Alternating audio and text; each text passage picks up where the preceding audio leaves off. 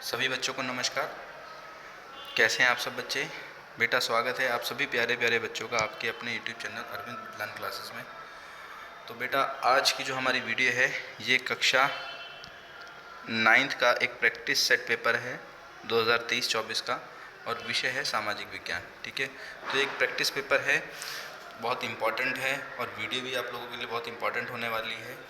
ये 80 नंबर का पेपर है और जिसकी अवधि आपको 3 घंटे की दी गई है।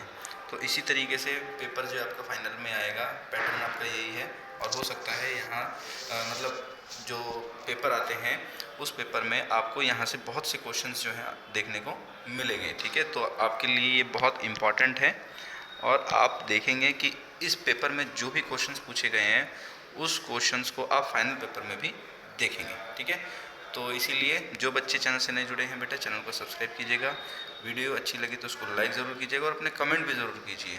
ठीक है, तो वीडियो आप लोगों की बहुत इंपॉर्टेंट है और वीडियो को पूरा देखिए। चलिए शुरू करते हैं हम आगे अपनी वीडियो को। तो यहाँ आप जैसे देख पा रहे हैं आपको यहाँ सामान्य निर्देश दिए गए हैं। ठीक है, यहाँ पर आपको कुछ सामान्य निर्देश, कुछ जनरल डायरेक्शंस हैं। तो सीधे हम अपने क्वेश्चंस पे चलते हैं।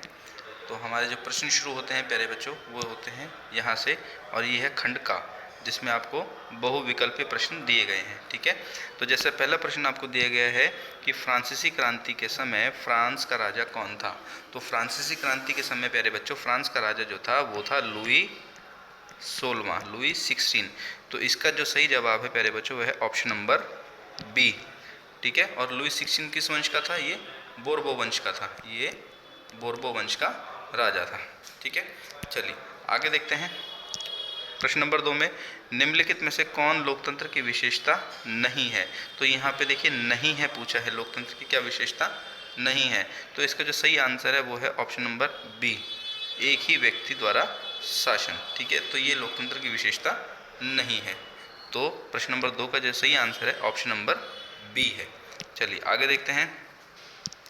आगे कहता है प्रश्न नंबर 3 में भारतीय संविधान में कौन सा मौलिक अधिकार कानून के समक्ष समानता को सुनिश्चित करता है। तो कानून के समक्ष समानता सुनिश्चित करने वाला जो मौलिक अधिकार होता है वो होता है हमारा ऑप्शन नंबर बी, समानता का अधिकार। ठीक है, समानता का अधिकार। और आपको पता है कानून के समक्ष समानता जो है ये हमारे अनुच्छेद 14 अनुच्छेद 14 में जो है आर्टिकल 14 में कानून के समक्ष समानता की बात की गई है। ठीक है, और अनुच्छेद 14 किस में आता है? समानता के अधिकार में आता है। ठीक है, समानता का अधिकार प्यारे बच्चों अनुच्छेद 14 से लेकर अनुच्छेद 18 तक दिया है। ठीक है, तो इसका जो सही जवाब है प्रश्न नंबर 3 का ऑप्शन नंबर बी है। चलिए आगे देखते हैं। आगे कहता है भारतीय संसद का ऊपरी सदन कौन सा है। तो ऊपरी सदन या हम इसे बोलते हैं उच्च सदन। अगर हम उच्च सदन बोले या ऊपरी सदन बोले बात एक ही है। तो वो कौन सा सदन है? जो उच्च सदन है वो है राज्यसभा, ऑप्शन नंबर बी। ठीक है, चलिए आगे देखते हैं।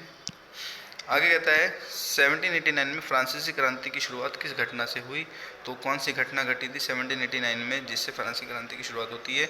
वो है ऑप्शन नंबर बी, बास्तील का किला गिराना। ठीक है, तो बास्तील का किला जो होता है ये गिरा दिया जाता है क्रांतिकारी द्वारा।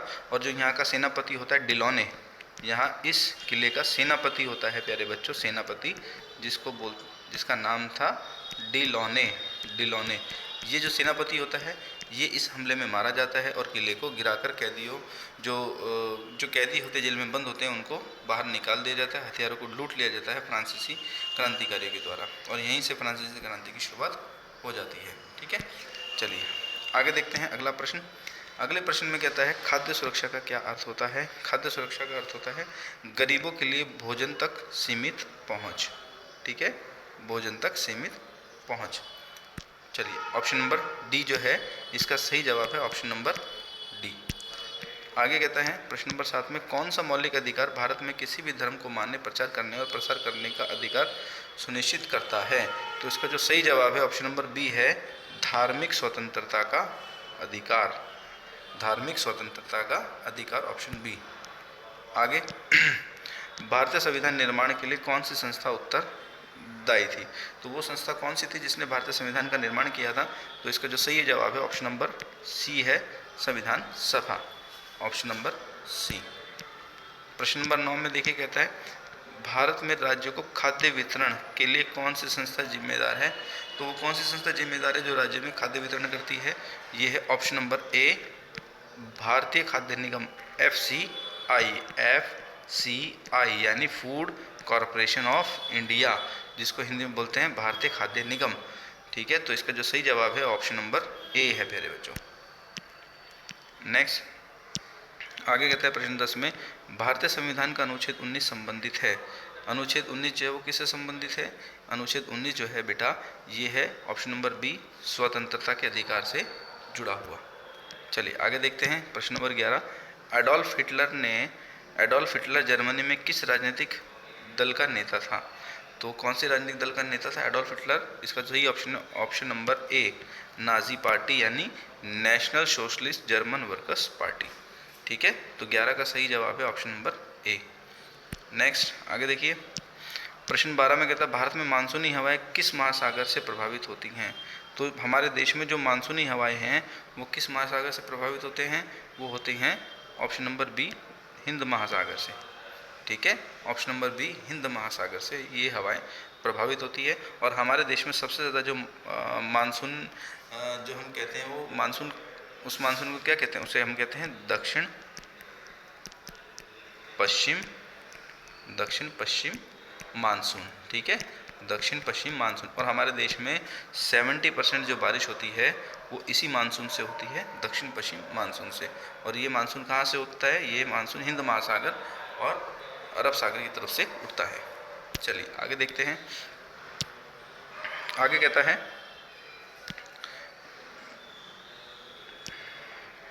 आगे कहता है इसमें प्रश्न नंबर 13। प्रश्न नंबर 13 में कहता है भारत में कौन सी संस्था चुनाव कराने और स्वतंत्र और निष्पक्ष चुनाव प्रक्रिया सुनिश्चित करने के लिए जिम्मेदार है? तो वो कौन सी संस्था होती है बेटा? वो होती है निर्वाचन आयोग। निर्वाचन आयोग जो है ये हमारे देश में चुनाव कराने की जिम्मेदारी को निभाता है। ठीक है, तो निर्वाचन आयोग जो है हमारे संविधान के अनुच्छेद 324 से लेकर 329 तक जो है निर्वाचन आयोग के बारे में बताया गया है। ठीक है, और निर्वाचन आयोग जो है ये सबसे इम्पोर्टेंट ऑर्गेनाइजेशन होती है जो हमारे देश में चुनाव कराने की जिम्मेदारी को बहुत अच्छे तरीके से निभाती है। साथ ही साथ यह ये भी देखती है कि चुनाव स्वतंत्र और निष्पक्ष होने चाहिए। ठीक है, तो 13 का सही जवाब है ऑप्शन नंबर ए। चलिए आगे देखते हैं प्रश्न नंबर 14। गंगा नदी का उद्गम स्थल है, तो इसका जो सही जवाब है ऑप्शन नंबर ए, गंगोत्री ग्लेशियर। आगे देखते हैं, कहता है मानव पूंजी की अवधारणा में शामिल है। क्या है मानव पूंजी की अवधारणा में शामिल? इसका सही जवाब है ऑप्शन नंबर डी, कौशल, ज्ञान और शिक्षा। ठीक है, ये मानव पूंजी की अवधारणा में शामिल होता है। चलिए आगे देखते हैं प्रश्न नंबर 16। भारत में आम चुनाव के लिए मतदान की न्यूनतम आयु कितनी है? तो मतदान की न्यूनतम आयु है ऑप्शन नंबर बी, 18 वर्ष। अगर किसी की उम्र 18 वर्ष से ज़्यादा है तो वो वोट दे सकता है। ठीक है, चलिए आगे देखते हैं प्रश्न नंबर 17 में। ये हमें संकल्पना और कारण वाले हैं, तो इनको देखते हैं। तो संकल्पना दी है समाजवादी निजी संपत्ति का विरोध करते हैं, संपत्तिधारी व्यक्ति सिर्फ निजी फायदे के विषय में सोचते हैं। तो ये दोनों ही सही है, संकल्पना और कारण दोनों सही हैं, और कारण संकल्पना की सही व्याख्या करता है। तो इसका जो सही जवाब है वो ऑप्शन नंबर ए है। ठीक है, चलिए आगे देखते हैं प्रश्न नंबर 18। प्रश्न नंबर 18 में कहता है नेल्सन मंडेला को 28 वर्षों तक दक्षिण अफ्रीका के रॉबिन द्वीप पर कैद रखा गया क्योंकि नेल्सन मंडेला ने रंग भेद का विरोध किया। तो बिल्कुल सही जवाब है, बिल्कुल सही है ये दोनों स्टेटमेंट। नेल्सन मंडेला को 28 सालों तक दक्षिण अफ्रीका की जेल में रख के रॉबिन द्वीप पर कैद रखा गया, और नेल्सन मंडेला जो है रंगभेद का विरोध कर रहे थे। तो दोनों स्टेटमेंट सही है। इसका जो सही जवाब है प्यारे बच्चों वो है ऑप्शन नंबर ए। ठीक है, यानी संकल्पना और कारण दोनों सही है, कारण संकल्पना की सही व्याख्या करता है। तो 18वें का सही जवाब है ऑप्शन नंबर ए। चलिए आगे देखते हैं प्रश्न नंबर 19। संकल्पना कहता है तापी एक मौसमी नदी है, कारण तापी हिमालय की नदी है। तो देखिए तापी एक मौसमी नदी है, ये बिल्कुल सही है, परंतु ये हिमालय की नदी है, ये गलत है। तो कारण गलत है, संकल्पना सही है। तो इसका जो सही जवाब है ऑप्शन नंबर सी है प्यारे बच्चों, 19 का सही जवाब है ऑप्शन नंबर सी। आगे ऑप्शन नंबर 20 में कहता है, क्वेश्चन नंबर 20 में संकल्पना कहता है कृषि क्षेत्र में मौसमी बेरोजगारी पाई जाती है, बिल्कुल सही जवाब है। कारण कहता है ग्रामीण क्षेत्र में शिक्षित बेरोजगारी की दर अधिक है, तो ये गलत है। ग्रामीण क्षेत्रों में जो है शिक्षित बेरोजगारी की दर अधिक नहीं है, बल्कि ग्रामीण क्षेत्रों में मौसमी बेरोजगारी ज़्यादा पाई जाती है। तो ऑप्शन इसका जो संकल्पना जो है वो सही है, लेकिन कारण इसका गलत है। तो इसी वजह से इसका जो सही जवाब होगा प्यारे बच्चों वो होगा ऑप्शन नंबर सी। ठीक है, तो option number C is the right answer. ठीक है, चलिए आगे चलते हैं अगले प्रश्न पे। तो प्यारे बच्चों, यहाँ हमारा नेक्स्ट जो पोर्शन है वो खंड खा है, जिसमें आपको अति लघु उत्तरीय प्रश्न दे रखे हैं। तो देखते हैं इन प्रश्नों को और इनके आंसर्स को देखते हैं। तो जैसे पहला प्रश्न आपसे पूछा गया है प्रश्न नंबर 21 में, नाजी विचारधारा की प्रमुख विशेषताओं का वर्णन कीजिए। और अथवा में आपसे पूछा गया है कि द्वितीय विश्व युद्ध में हिटलर की भूमिका पर प्रकाश डालिए।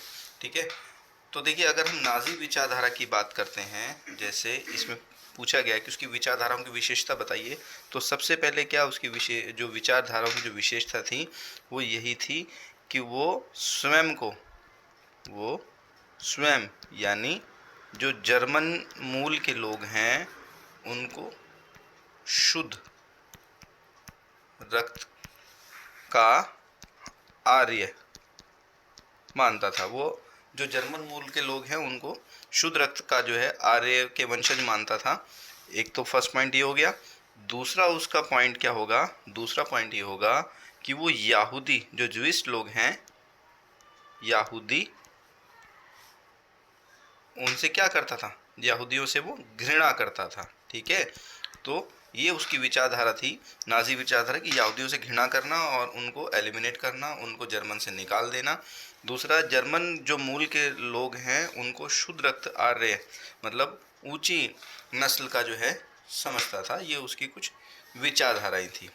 ठीक है, तो अगला प्रश्न जैसे अथवा में पूछा गया है, दूसरे विश्व युद्ध मतलब द्वितीय विश्व युद्ध में हिटलर की भूमिका पर प्रकाश डालिए। देखिए द्वितीय विश्व युद्ध जो है प्यारे बच्चों ये होता है 1939 में शुरू होता है और 1945 तक चलता है।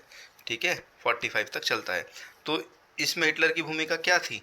देखिए अगर इसका फर्स्ट पॉइंट देखते हैं हम, फर्स्ट पॉइंट, तो हिटलर जो है वो 1 सितंबर 1939 को 1939 को क्या करता है, वो पोलैंड पर हमला कर देता है, पोलैंड पर आक्रमण कर देता है।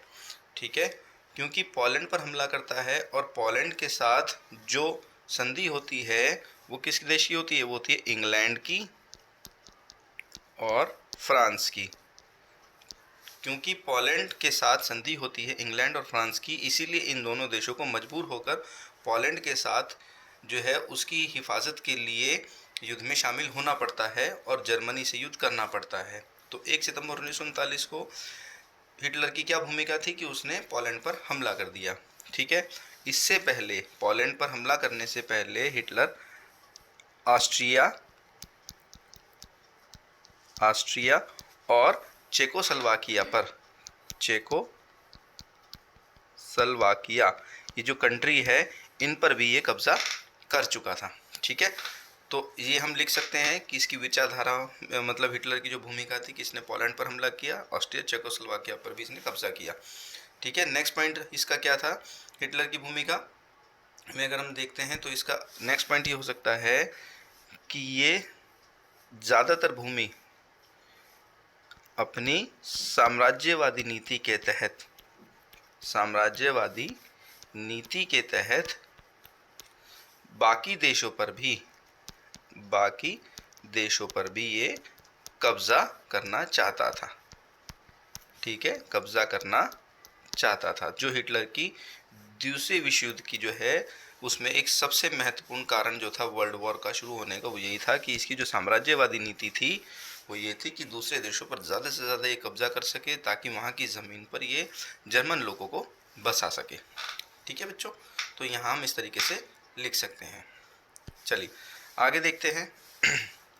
अगला प्रश्न है प्रश्न नंबर 22, जिसमें बोला गया है, क्या पूछा गया, भारत की जलवायु को प्रभावित करने वाले कोई 2 कारक लिखिए। ठीक है, तो 2 कारक कौन कौन से हो सकते हैं? तो देखिए, जलवायु को प्रभावित करने वाले एक कारक तो ये है कि हमारा अक्षांश, जो भारत की जलवायु को प्रभावित करता है वो है अक्षांश। ठीक है, और दूसरा क्या हो सकता है? दूसरा हो सकता है समुद्र से दूरी। ठीक है, समुद्र से दूरी। ठीक है, एक हो गया अक्षांश और दूसरा समुद्र से दूरी। ठीक है, और अगर तीसरा कारक हमसे पूछे, तीसरा कारक क्या होगा? तो तीसरा कारक होगा ऊंचाई। ये जितने भी कारक हैं प्यारे बच्चों, ये सभी हमारे जलवायु को प्रभावित करने वाले कारक हैं। ठीक है, चलिए आगे देखते हैं। अगला प्रश्न, प्रश्न नंबर 23, कहता है निर्धनता को परिभाषित करें और निर्धनता को मापने में इसके महत्व को समझाइए। तो देखिए इसके आंसर को देखते हैं, हम चलते हैं इसके आंसर पे।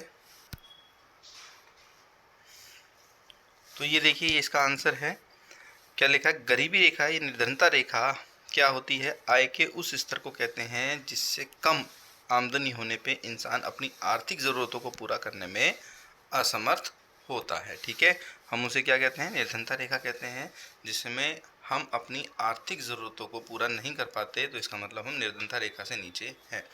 ठीक है, तो निर्धनता रेखा से क्या इसके इसके क्या महत्व है? इसका पहला महत्व ये है कि ये हमारे देश में गरीबी के स्तर को बताती है। गरीबी के स्तर को बताना। ठीक है, एक तो गरीबी के स्तर को बताती है। ठीक है, और दूसरा कारण, दूसरा इसका महत्व क्या है? ये गरीबी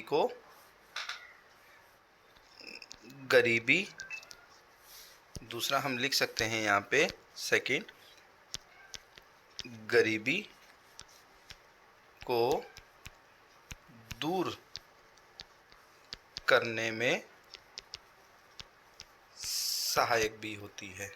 ठीक है भाई, गरीबी दूर करने में ये है, ये सहायक भी होती है। तो हम कह सकते हैं कि निर्धनता रेखा जो है ना केवल गरीबी को बताती है, बल्कि उसको दूर करने के लिए कुछ उपाय का भी जो है ये सुझाव देती है। ठीक है, किस तरीके से हम लोगों को इस गरीबी रेखा से ऊपर ला सकते हैं। ठीक है, चलिए चलते हैं नेक्स्ट प्रश्न पे। अगला प्रश्न है प्रश्न नंबर 24, कहता है खाद्य सुरक्षा क्या है और यह भारत जैसे देश में क्यों आवश्यक है? ठीक है, तो देखिए भाई, देखते हैं पहले तो इसके प्रश्न के आंसर पे चलते हैं। तो यहाँ इसका आंसर है, खाद्य सुरक्षा की जरूरत कई आर्थिक उद्देश्यों के लिए होती है। सबसे मुख्य उद्देश्य होता है कि किसी भी व्यक्ति को खाली पेट नहीं सोना पड़े। दूसरा उद्देश्य है प्राकृतिक आपदा की स्थिति में इतना अधिशेष खाद्य रहना चाहिए ताकि आपदा से प्रभावित लोगों को समुचित मात्रा में खाद्य आपूर्ति हो सके। ठीक है, तो खाद्य सुरक्षा है ये हमारी। और जैसे कि बताया, इसमें पूछा गया है कि भारत जैसे देश में खाद्य सुरक्षा क्यों ज़रूरी है, तो इसको हम यहाँ से देख सकते हैं। देखिए यहाँ पे जैसे लिखा भी हुआ है कि प्राकृतिक आपदा के समय, आपको पता है भारत एक बहुत बड़ा देश है, बहुत विशाल देश है, जनसंख्या भी भारत की बहुत ज़्यादा है। तो अगर कोई प्राकृतिक आपदा हमारे देश में, किसी तरह की कोई प्राकृतिक आपदा आती है, तो हमारे पास इतना खाद्य अधिशेष होना चाहिए ताकि हम प्राकृतिक आपदा से प्रभावित लोगों को समुचित मात्रा में खाद्य की आपूर्ति करा सकें। ठीक है प्यारे बच्चों, तो ये हो सकता है इसका आंसर प्रश्न नंबर 24 का। ठीक है, चलिए चलते हैं अगले प्रश्न पे। आगे प्रश्न है, ये देखिए आगे खंड गा शुरू होता है जिसमें लघु उत्तरीय प्रश्न दिए हुए हैं। तो इसमें जैसे 25वां प्रश्न कहता है रूसी क्रांति के प्रभावों का वर्णन कीजिए। ठीक है, तो हमें रूसी क्रांति के प्रभाव का वर्णन करना है। तो देखते हैं इसके उत्तर को, चलते हैं इसके उत्तर पे। तो यहाँ आप देख पा रहे हैं, यह है रूसी क्रांति के प्रभाव। ठीक है, तो यहाँ से यहाँ तक आप देख सकते हैं, ये सारा आप इसका उत्तर है। तो आप इनको अपने पॉइंट्स में लिख सकते हैं। ठीक है, तो ये आप देख पा रहे हैं, इनको आप पॉइंट्स में बना के लिख सकते हैं। ठीक है, चलिए चलते हैं अगले प्रश्न पे। आगे प्रश्न है प्रश्न नंबर 26, जिसमें पूछा गया है गंगा ब्रह्मपुत्र नदी प्रणाली की विशेषताओं और क्षेत्र की कृषि और अर्थव्यवस्था में इसकी भूमिका का वर्णन कीजिए। वर्णन करें। ठीक है, तो हमें गंगा ब्रह्मपुत्र नदी प्रणाली की विशेषताओं का बताना है और कृषि क्षेत्र में और अर्थव्यवस्था में इसकी क्या भूमिका हमें ये बतानी है। तो देखिए, सबसे पहले अगर हम बात करते हैं गंगा और ब्रह्मपुत्र नदी की, तो ये दोनों नदियाँ जो है मिलकर क्या बनाती है, ये दोनों नदियाँ मिलकर एक डेल्टा बनाती है, जो इसकी सबसे बड़ी विशेषता है, और वो डेल्टा है सुंदरबन डेल्टा। सुंदरबन डेल्टा, ठीक है, सुंदरबन डेल्टा बनाती है। और इन सुंदरबन डेल्टा में मैंग्रोव वन पाए जाते हैं। यहाँ सुंदरबन डेल्टा में एक टाइगर फेमस है जिसको हम बोलते हैं रॉयल टाइगर। ठीक है, रॉयल टाइगर। ठीक है, इसके अलावा अगर हम बात करते हैं इसकी कृषि क्षेत्र में, इसकी अर्थव्यवस्था के क्षेत्र में गंगा और ब्रह्मपुत्र नदी प्रणाली की विशेषताओं की, तो ये दोनों नदियाँ जो हैं एक उपजाऊ भूमि जो है, उपजाऊ भूमि का जो है निर्माण करती है। और इस ज़मीन पर काफ़ी बड़ी मात्रा में हम गेहूँ और चावल इनकी खेती करते हैं। गेहूँ और चावल की बहुत बड़ी मात्रा में खेती होती है, जिसको हम आगे क्या करते हैं, निर्यात करते हैं दूसरे देशों में, निर्यात करते हैं। व्यापार की दृष्टि से ये गेहूँ और चावल क्या किया जाता है, निर्यात किया जाता है दूसरे देशों में, जो एक तरीके से हमारे देश की अर्थव्यवस्था को मजबूती प्रदान करता है, क्योंकि इससे हमारे देश में क्या होती है, इनकम होती है हमारे देश की। जब हम गेहूँ और चावल दूसरे देश को बेचेंगे तो वहाँ से हमें क्या हमें पैसा मिलेगा। ठीक है, तो एक तरीके से क्या है, ये हमारी अर्थव्यवस्था को मजबूती भी प्रदान करते हैं। ठीक है, तो इस तरीके से आप इस प्रश्न का जो है आंसर लिख सकते हैं। चलिए आगे देखते हैं। अगला प्रश्न है प्रश्न नंबर 27। कहता है लोकतंत्र शासन करने की सर्वोत्तम पद्धति क्यों समझी जाती है। ठीक है, तो लोकतंत्र जो है वो शासन करने की सर्वोत्तम पद्धति क्यों समझी जाती है। देखिए, इसका फर्स्ट पॉइंट क्या होता है, इसका फर्स्ट पॉइंट है कि इसमें शासन जो है वो जनता के द्वारा जो चुने हुए प्रतिनिधि होते हैं, जनता के द्वारा चुने गए प्रतिनिधि करते हैं।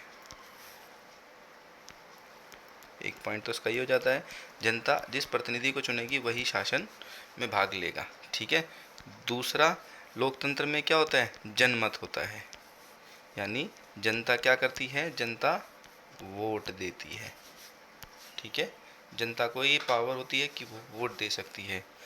दूसरा तीसरा जो है, दूसरा तो हमने बता दिया है, जनता को वोट देने की पावर है। तीसरा क्या होता है लोकतंत्र में, लोकतंत्र में जनता को ये पावर होती है, जनता को ये पावर है कि वो सरकार की गलत नीतियों का, सरकार की जो नीति होती है, जो गलत नीति होती है, उनका विरोध कर सकती है। ठीक है, तो जनता के द्वारा चुने गए प्रतिनिधि लोकतंत्र शासन व्यवस्था में भाग लेते हैं। जनता के पास वोट देने की पावर होती है और जनता के पास ये पावर है कि वो सरकार की गलत नीतियों का विरोध कर सकती है। इसीलिए लोकतंत्र शासन को जो है वो सर्वोत्तम पद्धति माना जाता है। चलिए आगे देखते हैं। अगला प्रश्न है प्रश्न नंबर 28। इसमें पूछा गया है भारत में खाद्य सुरक्षा प्राप्त करने में सरकारी नीतियों की भूमिका की समीक्षा उपयुक्त उदाहरणों के साथ कीजिए। ठीक है, तो चलिए इसके आंसर को देखते हैं, हम चलते हैं इसके आंसर पे। तो यहाँ आप देख पा रहे हैं ये सरकार की कुछ योजनाएं हैं, ये कुछ योजनाएं हैं सरकार की। अंत्योदय योजना, अंत्योदय अन्न योजना, अन्नपूर्णा योजना और राष्ट्रीय खाद्य सुरक्षा अधिनियम जो साल 2013 में आए थे। तो ये जितने भी योजनाएं हैं सरकार की, ये सब खाद्य सुरक्षा को लेके है। ठीक है, ताकि गरीब लोग जो बहुत गरीब हैं, जो निर्धनता रेखा से नीचे अपना जीवन बसर कर रहे हैं, उन तक खाद्य आपूर्ति पहुंचाई जा सके। ठीक है, और आज भी जितनी भी योजनाएं हैं ये सब काम कर रही है। ठीक है प्यारे बच्चों, तो इस तरीके से आप इस प्रश्न का उत्तर लिख सकते हैं। ठीक है, आप ऐसे कॉलम बना सकते हैं जिसमें एक अंत्योदय योजना साल 2002 में शुरू की गई थी, सबसे इसमें क्या है, निर्धनों में सबसे निर्धन जो होते हैं उसके लिए शुरू की गई थी।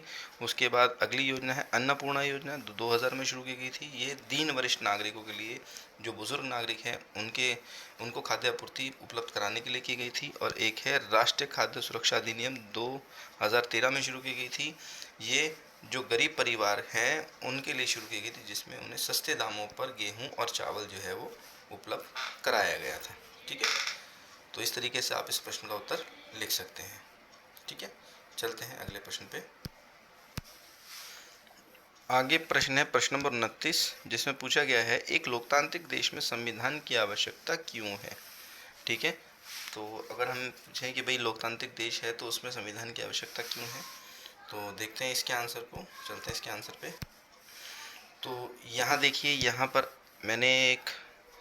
पर देखिए, यहाँ एक पैराग्राफ है जिसमें संविधान क्या होता है। संविधान एक लिखित नियमों की किताब होती है जिसे किसी भी देश में रहने वाले सभी सामूहिक जो है लोग जो है वो सामूहिक रूप से मानते हैं। ठीक है, संविधान सर्वोच्च कानून होता है।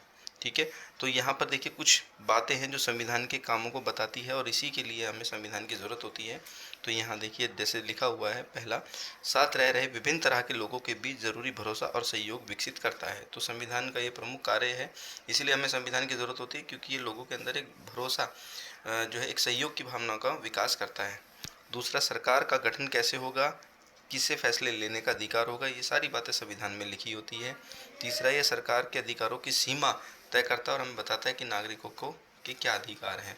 तो सरकार को जो है तानाशाही होने से रोकता है, उनके अधिकारों की सीमा के बारे में और नागरिकों के अधिकार क्या क्या है, ये सारी चीज़ें हमें संविधान से पता लगती है। चौथा, ये अच्छे समाज के गठन के लिए लोगों की आकांक्षाओं को व्यक्त करता है। ठीक है, तो ये जितने भी पॉइंट हैं ये एक लोकतांत्रिक देश में संविधान के होने के कारण को बताते हैं। ठीक है, चलिए चलते हैं अगले प्रश्न पे। आगे प्रश्न है प्रश्न नंबर 29 में आपसे पूछा गया है, देखते हैं आगे। कहता है भारतीय संविधान में निहित समानता और न्याय के सिद्धांतों पर चर्चा कीजिए। ठीक है, तो यहाँ हमें भारतीय संविधान के समानता और न्याय के सिद्धांत को बताना है प्यारे बच्चों। तो देखिए इसके उत्तर में आप क्या लिख सकते हैं। आप बच्चों को पता है कि हमारे संविधान के अनुच्छेद 14 से 18 तक, ठीक है, हमारे संविधान के अनुच्छेद 14 से 18 तक किसकी बात की गई है, समानता के अधिकार की बात की गई है। ठीक है, समानता के अधिकार की बात की गई है। ठीक है, तो समानता के अधिकार की बात की गई है और समानता जो है ये सभी वर्गों के बीच में, हमारे देश में जो संविधान है वो समाज के सभी वर्गों को समान मानता है। तो जैसे अगर हम अनुच्छेद 14 से 18 तो हमने बता दिया कि समानता के अधिकार की बात की गई है, लेकिन अगर हम अनुच्छेद 14 की बात करते हैं, अनुच्छेद 14 क्या बताता है, ये विधि की समानता बताता है। विधि की समानता, विधि की समानता मतलब कानून की समानता। ठीक है, कि कानून की नज़र में सभी बराबर हैं। तो यही चीज़ हम यहाँ पे बता सकते हैं कि समानता जो है हमारे संविधान के अनुच्छेद 14 से 18 तक समानता के बारे में बात की गई है, जिसमें अनुच्छेद 14 जो है कानून की समानता के बारे में बताता है। और कानून की समानता मतलब सबको बराबर न्याय दिया जाएगा। ठीक है, किसी भी तरह का कोई भेदभाव न्याय में नहीं किया जाएगा।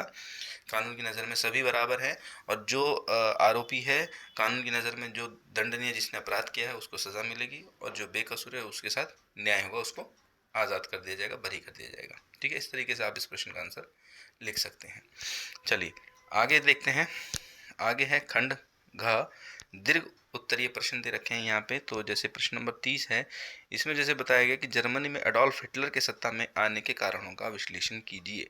वो कौन से कारण थे जिसकी वजह से एडोल्फ हिटलर को जर्मनी की सत्ता में आना पड़ा। तो ये काफ़ी इंपॉर्टेंट क्वेश्चन है। ठीक है, इंपॉर्टेंट क्वेश्चन है यहाँ, और यहाँ 5 नंबर में पूछा गया है, तो लॉन्ग क्वेश्चन है। तो देखते हैं इसके उत्तर को, चलते हैं इसके उत्तर पे। तो यहाँ देख रहे हैं आप, ये जर्मनी में हिटलर के उदय के कारण है। तो ये देखिए, जैसे अगर हम बात करते हैं तो सबसे पहले वायसराय की संधि। तो वायसराय की संधि कब होती है, ये प्रथम विश्व युद्ध में, जब फर्स्ट वर्ल्ड वॉर जो 1914 से लेकर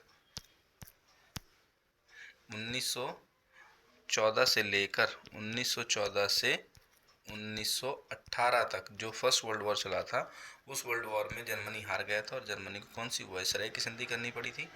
ठीक है, तो यहाँ पे हमने देखा कि कौन सी संधि है, वायसराय की संधि है। ठीक है, तो इस वायसराय की संधि की वजह से जर्मनी को काफ़ी अपमानजनक जो है परिस्थितियों का सामना करना पड़ा। उसके बाद यहाँ पर दूसरा पॉइंट है, जर्मनी में जो विश्व में आर्थिक मंदी आती है साल 1929 में, तो वो भी एक कारण था जिसकी वजह से जर्मनी और जो है आर्थिक मंदी की गर्त में चला गया। जर्मनी में बेरोजगारी बढ़ गई। ठीक है, सर्वहाराकरण का भय, मतलब जो पूंजीपति थे उनका भय गरीब लोगों को लगने लगा, क्योंकि असमानता काफ़ी बढ़ गई थी। नाज़ी प्रोपेगेंडा का इस्तेमाल हिटलर ने किया। हिटलर ने लोगों को यकीन दिलाया कि अगर वो सत्ता में आएगा तो वो बेरोजगार को रोजगार देगा और जर्मनी के ऊपर जो वायसराय की संधि थोपी गई है उस संधि से जर्मनी को बाहर निकालेगा। ठीक है, नेक्स्ट, अमूल परिवर्तनवादी और समाजवादी में आपसी फूट। तो इस तरीके से जो राजनीतिक दल थे वो आपसी फूट उनमें थी, वो आपस में लड़ रहे थे, जो हिटलर के आने का सबसे बड़ा कारण था। और वाइमर रिपब्लिक की कमजोरियां, जो वाइमर रिपब्लिक की सरकार थी वहाँ पर, उस सरकार ने इस ये जितने भी यहाँ पर हमने बात की, मंदी, बेरोजगारी, वायसराय की संधि, इनसे बाहर निकलने की जो भी कोशिश करी वो सब नाकामयाब थी, जिसकी वजह से हिटलर को चांस मिला जर्मनी में सत्ता पर कंट्रोल करने का और लोगों को यकीन दिलाया उसने कि अगर वह सत्ता में आएगा तो वो जर्मनी की खोई हुई साख को वापस लोगों को देगा और जर्मनी की वो खोई हुई साख वापस लाएगा जो प्रथम विश्व युद्ध में जर्मनी ने गुम कर दी थी। ठीक है, आर्थिक मंदी से जर्मनी को बाहर निकालेगा, बेरोजगारी से बाहर निकालेगा और जर्मनी की सभी परिस्थितियों को जो विपरीत चल रही थी उनको सब ठीक कर देगा। ठीक है, तो ये हिटलर के उदय के कारण है। ठीक है बच्चों, चलिए आगे चलते हैं। आगे प्रश्न है, इसी में अथवा दिया हुआ है, नाथसीवाद के नकारात्मक प्रभाव का उल्लेख कीजिए। तो इसमें नाथसीवाद के जो नकारात्मक है, नेगेटिव पॉइंट्स हैं, वो क्या है, तो देखते हैं इसके प्रश्नों को। तो यहाँ पे आपको देखिए उत्तर दिया हुआ है, नाथसी प्रोपेगेंडा के कुछ नकारात्मक बिंदु क्या है देखिए। जैसे गैस चैम्बर था, लोगों को इस गैस चैम्बर में ले जाया जाता था, उनको मारा जाता था। ठीक है, परंपरा प्रिय यहूदियों को खास तौर की छवियों में पेश किया जाता था, यहूदियों से नफरत की जाती थी। ठीक है, प्रचार फिल्मों में यहूदियों के लिए नफरत फैलाने पर जोर दिया जाता था। ठीक है, नाज़ी विचारधाराओं को फैलाने के लिए तस्वीरें, फिल्म, पोस्टर और नारों का इस्तेमाल किया जाता था। शासन के लिए समर्थन हासिल करने की और नाज़ी विश्व में दृष्टिकोण जो है फैलाने के लिए मीडिया का उपयोग किया जाता था। सामूहिक हत्याओं के लिए विशेष प्रकार के शब्दों का चयन किया जाता। तो ये जितनी भी नाज़ी प्रोपेगेंडा थे ये सब नकारात्मक थे, जो हिटलर ने अपने इस नाज़ी पार्टी के माध्यम से समाज में इन नकारात्मक प्रभाव को फैलाया। ठीक है, चलिए चलते हैं अगले प्रश्न पे। आगे प्रश्न है हमारा, प्रश्न नंबर 31 है, जिसमें क्या पूछा गया है, हमें भारतीय संसद प्रणाली में लोकसभा और राज्यसभा के कार्यों का वर्णन करना है। ठीक है, तो लोकसभा और राज्यसभा के क्या कार्य है, हमें इनका वर्णन करना है। तो चलते हैं इसके आंसर पे। तो यहाँ आप देख पा रहे हैं इसका आंसर, ये यहाँ से इसमें लोकसभा और राज्यसभा के अंतर हैं। तो यहाँ हम बता सकते हैं कि लोकसभा राज्यसभा के कार्य क्या क्या हैं। जैसे इसमें लोकसभा के सदस्यों का चुनाव प्रत्यक्ष होता है। राज्यसभा के संबंध में राज्यसभा का कुछ विशेष अधिकार दिए गए हैं, लेकिन अधिकतर मसलों पर सर्वोच्च अधिकार लोकसभा के पास है। ठीक है, तो ये है किसका आंसर। आगे आगे दिया है यहाँ पर कि संयुक्त अधिवेशन बुलाया जाता है जब लोकसभा के सदस्य अधिक होने के कारण लोकसभा के विचार को प्राथमिकता मिलने की संभावना रहती है। ठीक है, लोकसभा पैसे के मामले में इसलिए जो अधिकार होते हैं ज़्यादा अधिकार का प्रयोग करती है। लोकसभा मंत्री परिषद को नियंत्रित करती है, राज्यसभा को अधिकार नहीं होता है। तो इस तरीके से आप लोकसभा राज्यसभा के कार्यों को बता सकते हैं। ठीक है, टोटल अगर हम ओवरऑल बात करते हैं तो दोनों का कार्य क्या होता है प्यारे बच्चों, दोनों का काम होता है कानून बनाने का, कानून बनाना। ठीक है, चाहे लोकसभा हो या राज्यसभा हो, इन दोनों का क्या काम होता है, कानून बनाने का। ये दोनों मिलकर कानून बनाती हैं और वो कानून पूरे भारत में लागू होता है। ठीक है, चलिए आगे चलते हैं अगले प्रश्न पे। आगे प्रश्न में दिया गया है, जैसे अथवा में पूछा है, लोकतंत्र में स्वतंत्र न्यायपालिका के महत्व को समझाना है। तो स्वतंत्र न्यायपालिका का क्या महत्व है लोकतंत्र में, देखते हैं इसके आंसर को। चलते हैं इसके आंसर पे। ये देखिए यहाँ पे दिया हुआ है न्यायपालिका की स्वतंत्रता के बारे में। ठीक है, तो आप देख सकते हैं न्यायपालिका विधायक और कार्यपालिका के नियंत्रण में नहीं होती है। सर्वोच्च और उच्च न्यायालयों के न्यायाधीशों की नियुक्ति राष्ट्रपति द्वारा की जाती है, परंतु नियुक्ति के बाद उनके पद से हटाना उनको लगभग असंभव हो जाता है। सर्वोच्च न्यायालय और उच्च न्यायालय का जो है देश के संविधान की व्याख्या करने का अधिकार है। आगे कहता है कि भारतीय न्यायपालिका के अधिकार और स्वतंत्रता उसे मौलिक अधिकारों के रक्षक के रूप में काम करने की क्षमता प्रदान करते हैं। ठीक है, तो ये क्या है, ये न्यायपालिका की स्वतंत्रता होती है प्यारे बच्चों। न्यायपालिका क्या है, एक तरीके से स्वतंत्र होकर काम करती है। ठीक है, और न्यायपालिका न केवल स्वतंत्र होती है बल्कि निष्पक्ष होकर भी कार्य करती है देश में। तो देश में अगर हम देखें, जैसे यहाँ पे लिखा हुआ है कि विधायिका और कार्यपालिका के नियंत्रण में नहीं होती है। बिल्कुल सही बात है, न्यायपालिका ना तो विधायिका और ना ही कार्यपालिका के नियंत्रण में कार्य करती है। ये बिल्कुल स्वतंत्र और निष्पक्ष होकर कार्य करती है। ठीक है, किसी तरह का कोई भी कंट्रोल विधायिका या कार्यपालिका न्यायपालिका पर नहीं कर सकती। ठीक है, चलिए चलते हैं अगले प्रश्न पे। आगे प्रश्न है प्रश्न नंबर 32। भारत में पश्चिम और पूर्वी हिमालय की विशेषताओं और महत्व का वर्णन करना है। तो यहाँ भी हमसे 5 नंबर पूछा गया है। चलते हैं इसके आंसर पे। तो यहाँ देखिए इस प्रश्न का उत्तर है, जैसे यहाँ पे पूर्वी हिमालय की बात की गई, तो पूर्वी हिमालय का विस्तार पूर्व में तीस्ता नदी से ब्रह्मपुत्र है। पूर्वी हिमालय अपेक्षाकृत अधिक ऊंचा है लेकिन कम चौड़ा है। माउंट एवरेस्ट और कंचनजंगा ये पूर्वी हिमालय में स्थित हैं। पूर्वी हिमालय में औसत वार्षिक वर्षा 200 सेंटीमीटर से अधिक है। तो ये पूर्वी हिमालय के बारे में हो गया है। ठीक है, अब हम पश्चिमी हिमालय की बात करते हैं। तो यहाँ पश्चिमी हिमालय के बारे में बताया गया है। पश्चिमी हिमालय सिंधु से काली नदी तक विस्तृत है। पश्चिमी हिमालय पूर्व की अपेक्षा कम ऊंचा है लेकिन चौड़ा अधिक है। हिमालय में औसत वार्षिक वर्षा 100 सेंटीमीटर से कम होती है। पश्चिमी हिमालय की वनस्पति में अल्पाइन और कोणधारी वन पाए जाते हैं। ठीक है, तो ये क्या है प्यारे बच्चों, ये पश्चिमी हिमालय की बात की गई है यहाँ पर। ठीक है, चलिए आगे चलते हैं अगले प्रश्न। आगे प्रश्न दिया गया है अथवा में, कहता है भारत के उत्तरी मैदानों की विशेषताओं का उल्लेख कीजिए। तो उत्तरी मैदानों के बारे में बताना है, तो देखते हैं इसके उत्तर को। तो यहाँ पे देखिए उत्तरी मैदान के बारे में बताया गया है। जैसे फर्स्ट पॉइंट में कहता है इस मैदान का निर्माण हिमालय की नदी, ठीक है, नदियों द्वारा, ये प्रायद्वीपीय नदी नहीं है, हिमालय की नदियों द्वारा लाई गई जलोढ़ मृदा के कारण हुआ है। इसका विस्तार 7 लाख वर्ग किलोमीटर का है। यह मैदान 2400 किलोमीटर लंबा, 240 किलोमीटर से 320 किलोमीटर चौड़ा है। पर्याप्त पानी की उपलब्धता और अनुकूल जलवायु के कारण यह मैदान अत्यधिक उपजाऊ है। यह मैदान भारत का सघन आबादी का भूभाग है। इस मैदान की नदियाँ समुद्र में गिरते हुए डेल्टा का निर्माण करती है। यह क्षेत्र भी उपजाऊ होते हैं। तो ये किसके बारे में बताया गया है, ये बताया गया है उत्तरी मैदान के बारे में प्यारे बच्चों।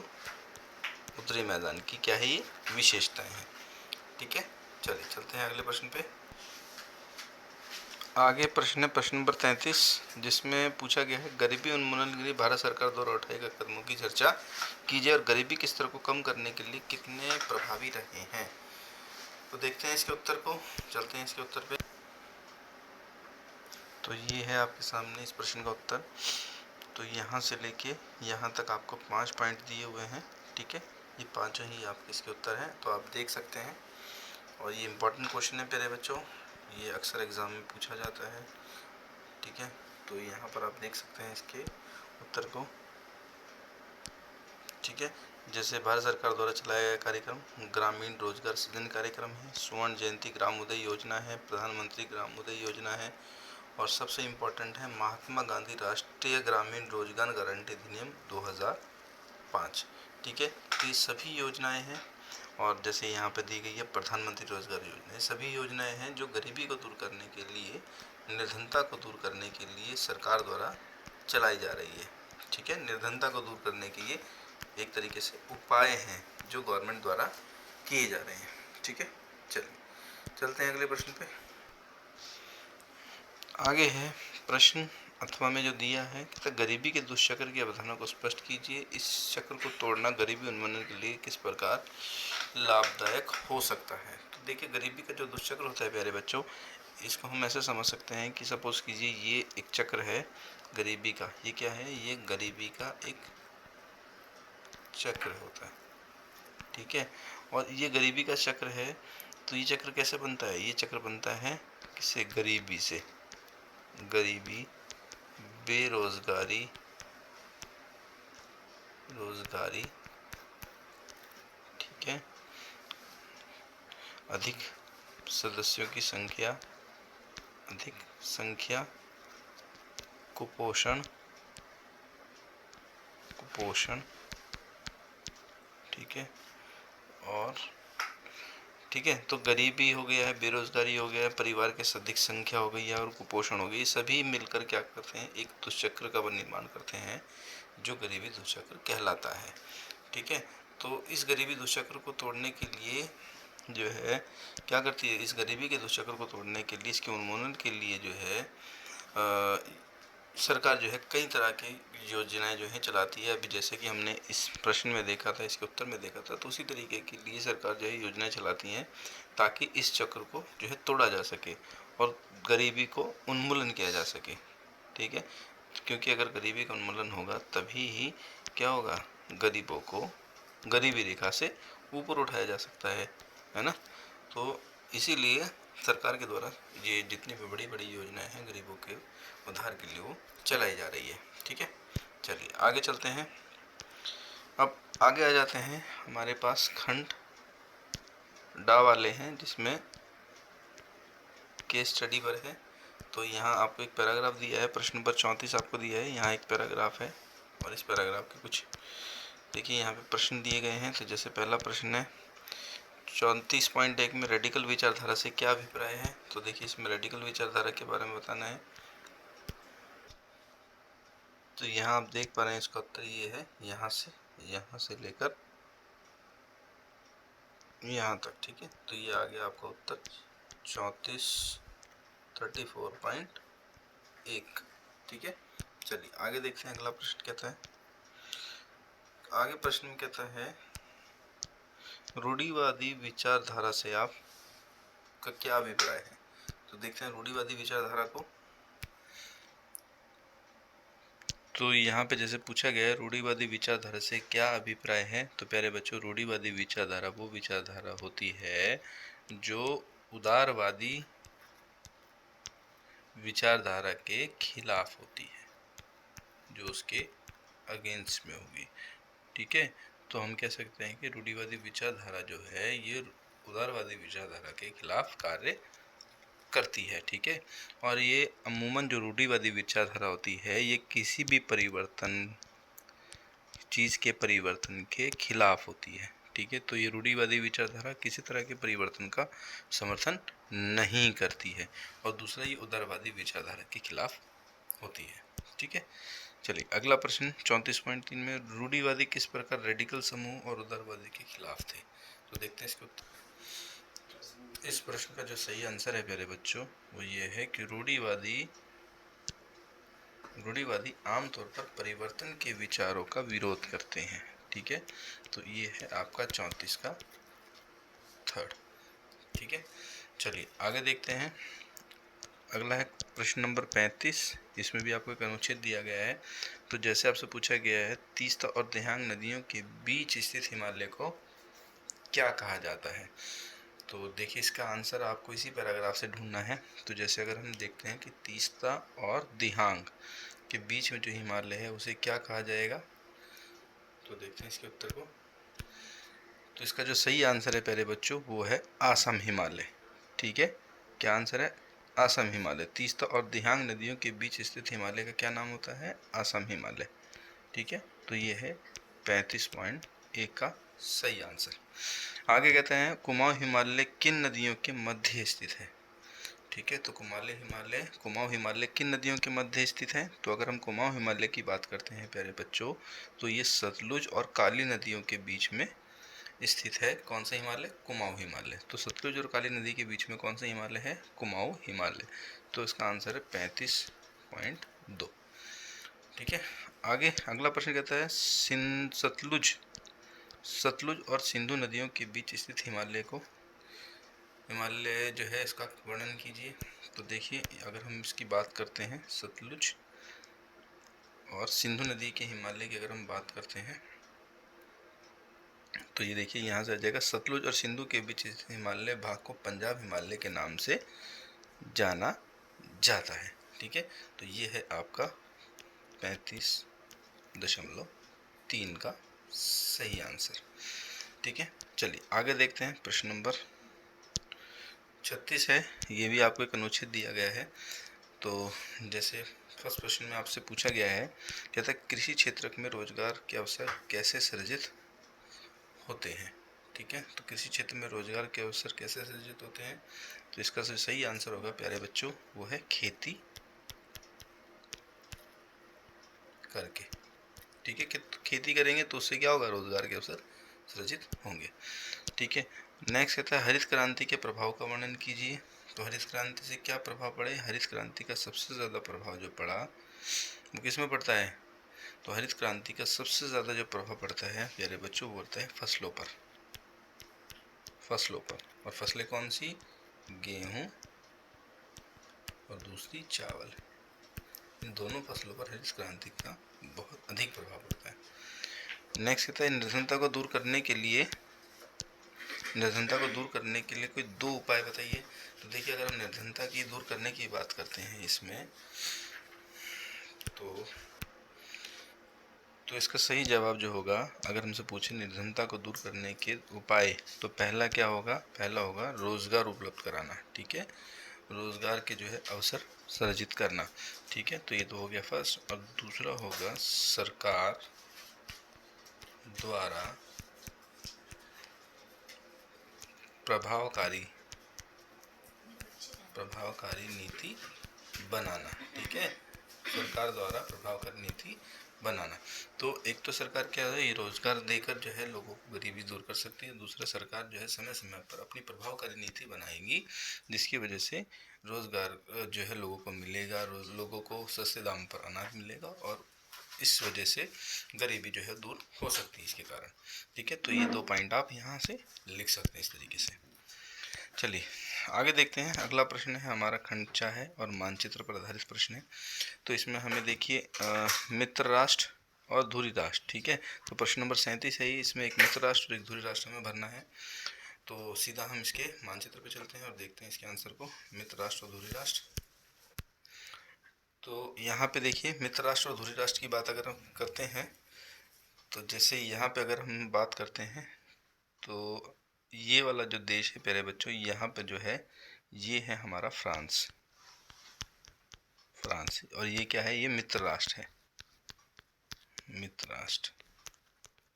इसके बाद यहाँ पे जो बी है ये है जर्मनी और ये है हमारा धुरी राष्ट्र। ठीक है, तो मित्र राष्ट्र और धुरी राष्ट्र इस तरीके से आप बता सकते हैं। ए पे हमारा फ्रांस है और बी पे हमारा जर्मनी है। ठीक है, चलिए अगला मानचित्र देख। अगला क्वेश्चन है, कहता है भारत के राजनीतिक मानचित्र में निम्नलिखित में से किसी 3 को चिन्हों से दर्शाइए और नाम लिखिए। तो देखिए, जैसे हमें तेलंगाना, अनाईमुडी और असम ये दिया हुआ है तो हमें इसे भारतीय मानचित्र में भरना है। तो देखते हैं भारतीय मानचित्र को। तो ये आपके सामने भारत का मानचित्र है। तो जैसे इसमें तेलंगाना की बात की जा रही है तो यहाँ पर देखिए इधर है तेलंगाना। ठीक है, तेलंगाना। ठीक है, और फिर इसके बाद यहाँ पे तेलंगाना हो गया है, तेलंगाना। ठीक है, फिर इसके बाद अनाईमुडी, यहाँ पे हो गया है अनाईमुडी, अनाईमुडी। ठीक है, और आसाम, तो ये हो गया है हमारा इधर आसाम। ठीक है प्यारे बच्चों, तो अनाईमुडी, तेलंगाना और आसाम। ठीक है, आगे देखते हैं आगे क्या है। आगे हमसे पूछा गया कोंकण। तो देखिए कोंकण तट की अगर हम बात करते हैं प्यारे बच्चों, कोंकण तट, इसकी अगर हम बात करते हैं तो यहाँ से गुजरात से लेके गोवा तक। ठीक है, ये गुजरात से लेके गोवा तक का जो तट है ये कौन सा तट कहलाता है? ये हमारा कहलाता है कोंकण तट। ठीक है, ये गुजरात से गोवा तक कोंकण तट। ठीक है, आगे देखते हैं आगे क्या है। आगे हमसे पूछा गया है वुलर झील। आगे हमसे पूछा गया है मैप में वुलर झील। वुलर झील, तो वुलर झील कहाँ है? ये हमारी वुलर झील यहाँ है जम्मू कश्मीर में। ठीक है, जम्मू कश्मीर जो अब भारत का एक जो है क्या है, एक यूनियन टेरिटरी है। ठीक है, तो जम्मू कश्मीर जो है इसमें कौन सी झील है? वुलर झील है। ठीक है, तो इस तरीके से आप देख पा रहे हैं पहले हमने यहाँ पर कंप्लीट कर लिया है अपना भारत का नक्शा भी। ठीक है, तो ये आप देख पा रहे हैं ये दृष्टिबाधितों के लिए